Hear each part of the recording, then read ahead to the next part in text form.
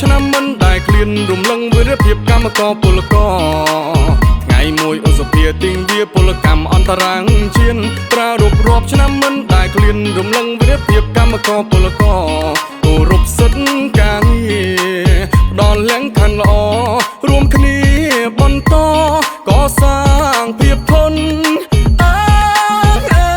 រួមចិត្តតែមួយ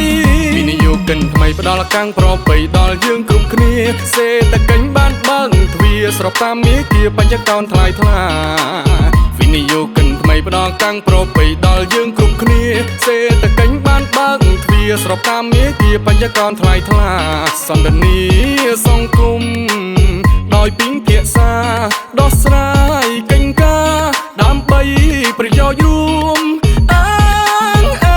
សហគ្រាសសង្សារចាក់គោលវិស័យអនុសង្ឃទាំង10សម្ដេចប្រមុខចោះជួបចែករំលែកសង្គមក្នុងនឹងក្រៅស្រុងអោបងប្អូនយើងចាងគោលវិស័យអនុសង្ឃទាំង10សម្ដេចប្រមុខចោះជួបចែករំលែកសង្គមក្នុងនឹងក្រៅស្រុងអោបងប្អូនយើងសមភាពការងារគ្មានការរើសអើងចំណូលខ្ពស់ឡើងជីវភាពទូធារស់នៅថ្លៃថ្នូរកម្មករពលកររួមគ្នាស្ថាបនាយោជិតសហការជំរុញសេដ្ឋកិច្ចជាតិរួមច្បាប់ការងារមានសិទ្ធិទ្វេទៀតការងារមិនចង់ទៀតរៀនជំនាញថ្មី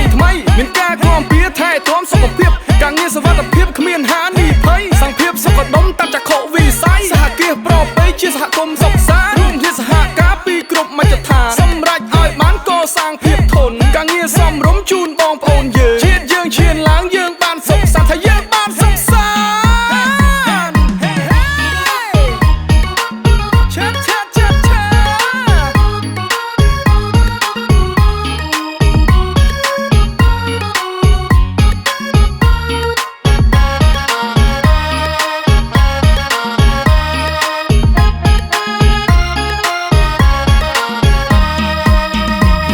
គិនថ្មីផ្ដល់កាំងប្របីដល់យើងគ្រប់គ្នាសេដ្ឋកិច្ចបានបើកទ្វារស្របតាមមាគ៌ាបញ្ញកោណថ្លៃថ្លាវិនិយោគិនថ្មីផ្ដល់កាំងប្របីដល់យើងគ្រប់គ្នាសេដ្ឋកិច្ចបានបើកទ្វារស្របតាមមាគ៌ាបញ្ញកោណថ្លៃថ្លាសន្តានា